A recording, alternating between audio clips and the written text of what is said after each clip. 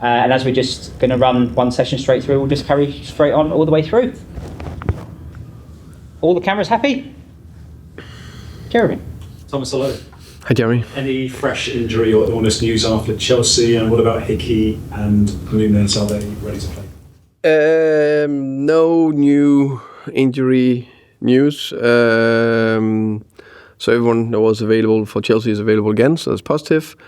The three guys that are getting closer, Hickey, Thiago a little bit further away, and Gustavo are progressing and going in the right direction. Gustavo is the one who is the closest one of the three. Let's see. You were giving an interview in Denmark, I think, on Monday, suggesting that Christian Eriksen might possibly be someone you'd like to bring back here. Is that true? A lot can you get lost in translation, you know that. So I had a media session thing with the Danish media, and of course the question came out about Christian because he's a very important player for Denmark, and they know the connection between Christian and I and all that. So just to put a few words on it, Christian is a very good player. We're always open for very good players to join. What he will do in the future, I don't know. What we will do in the future, I don't know. Let's see. His contract's running out at United. He's 33. Do you have a sense he wants to stay in the Premier League? That I actually don't know. I think it's fair to say that he has had his years in the Premier League, so maybe he will want to try another league, or go back to where it started in Ajax more or less. So let's see. So it's Arsenal next. They've destroyed Real Madrid this week, and Declan Rice has turned into David Beckham. What did you make of it all? Unbelievably impressive performance. I actually went to the game to watch it. Great performance from Arsenal. I think they truly well deserved the win. Two fantastic free kick from Declan Rice. The first one, clever, bent it around the wall. You can see there was opportunities for that. And the second one is absolutely screamer. Top corner, wow.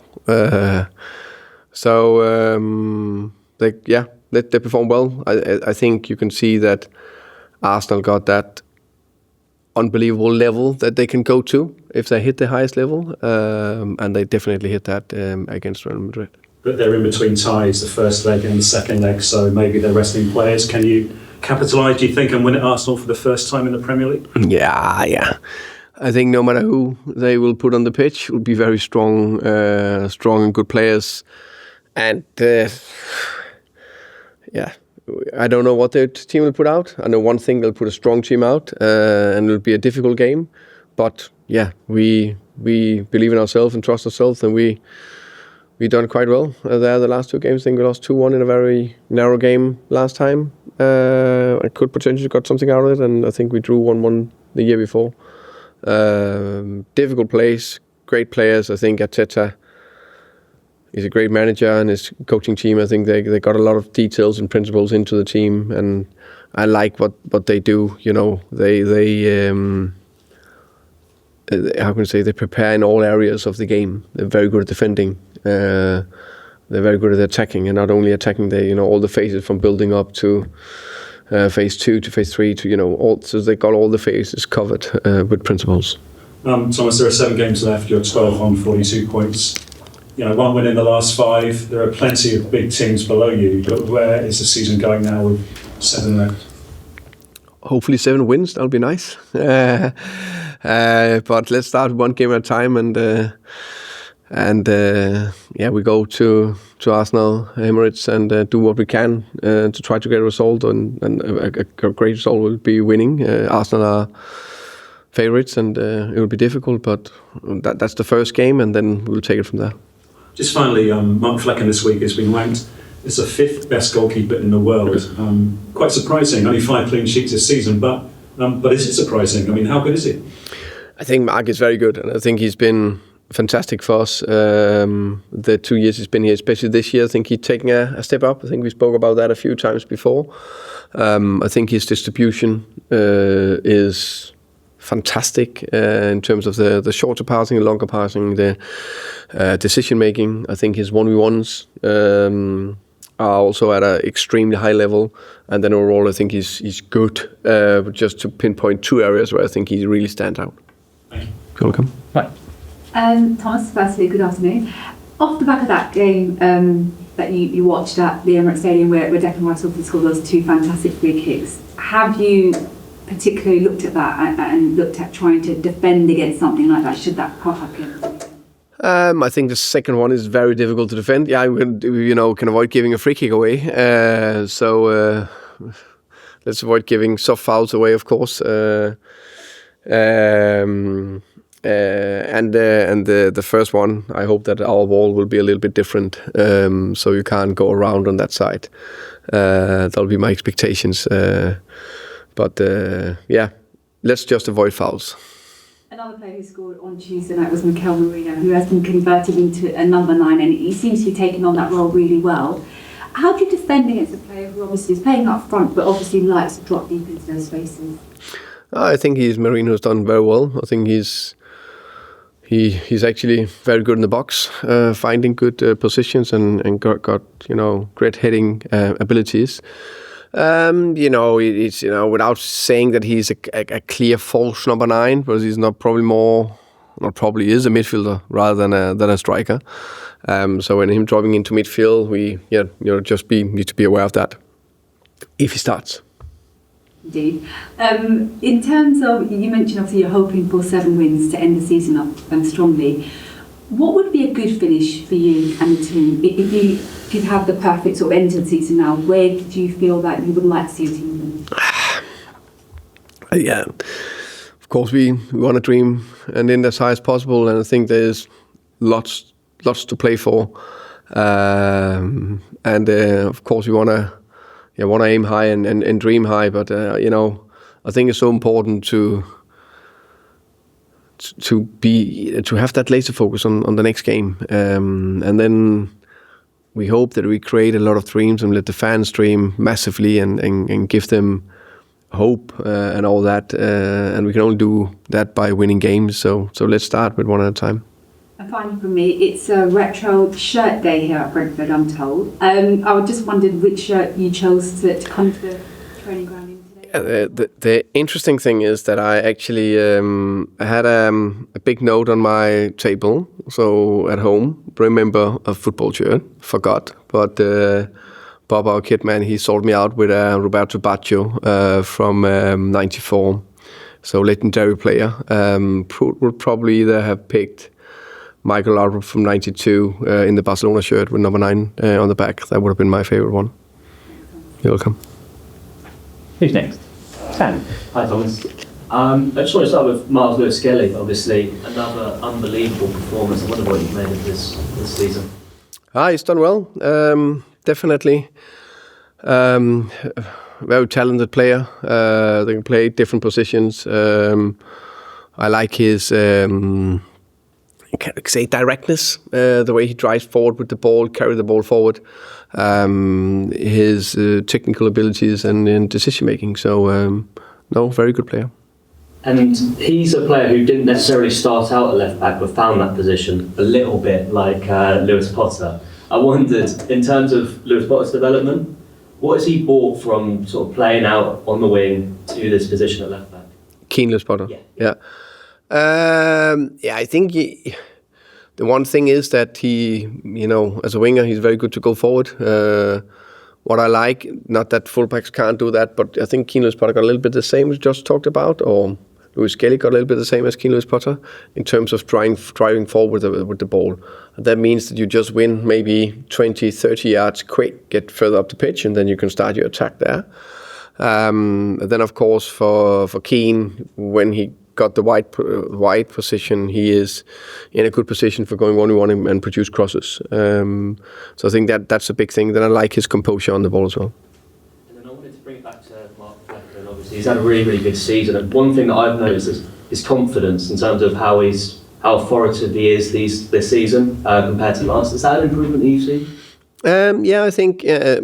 I think any player, no matter how old you are, more or less. Of course, if you're more experienced, maybe you can easily set in, but we're all human beings that, coming in maybe into new environment, new club, new country. And I think he's definitely grown in confidence this year.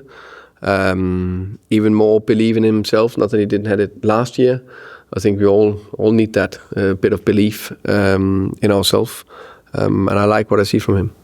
And I think he's also benefited a little bit from the consistency at the back. So obviously sort of Lewis Potter's played a lot, Collins has played a lot, Van der Berg's played a lot. Is that something that, basically he's really sort of taken from, is the idea that he's got a defence in front of him that's settled? I think the whole team has benefited from it. But of course, I agree with the back four has been more stable, and the same this season, where I don't know how many left backs I tried, 4, 5, something like that. Where it's been more Keane this year, more or less, or Christopher Ayer. And I agree with Nathan and Seb played a lot of games, Ethan playing a lot of games, so it's been more stable all the way around, and that helps everyone, including Mark. Yeah, brilliant, thank you. Welcome.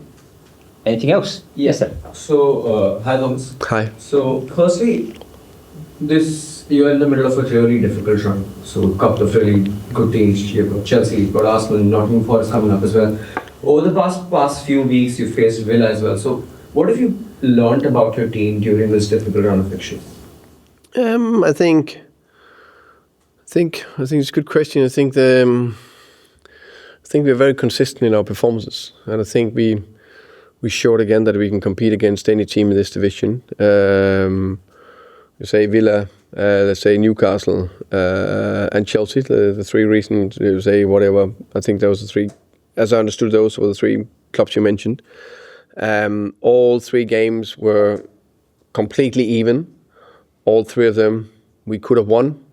Unfortunately, we are losing narrowly to Villa 1-0, 2-1 to Villa, and 0-0 against Chelsea.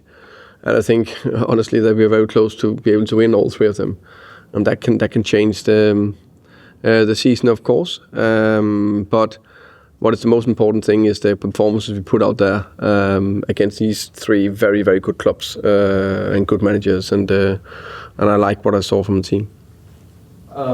Secondly, this is a side which is very good with the ball, very rhythmic, like to play out from the back, of course, very high intensity. How do you adapt your, say, counter-pressing style to match a team like Arsenal? Like Arsenal?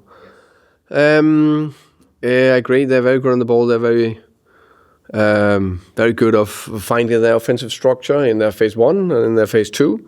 And it's how we defend in those situations. I think there's no secret, like to go as much into high pressure as we can, but we're also very aware that there will be spells in the game where we need to defend deep and low, and do that well.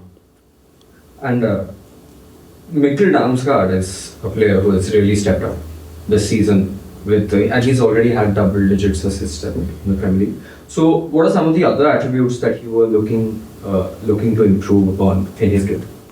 For Damsgaard, I think besides the assist, I think he makes our game tick, if that makes sense. If he's on it, he's finding solutions. He's getting rhythm into the game. So I think that's very important. I think the easy thing is to say that we need to score more goals. So that's definitely one of it, and one of the areas he could improve.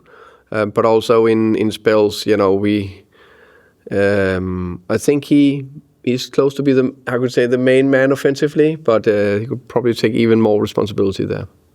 And just one last question from my side. So, Thomas, over the past month or so, there have been some goals which have been considered very late on in the match. So, the game against Everton, Spurs, and I think Newcastle, 74th to 90th minutes, in the last 15 minutes basically. So, is it just late game fatigue that it is down to, or do you think the defense struggles when the game is more stretched? I don't think it's anything to do with tiredness, but I think all three were relatively not late, but not early. But I know what you mean. I think between 74th minute to 80, something like that, 90. Yeah, but So I don't think it's anything to do with fatigue. I think no team,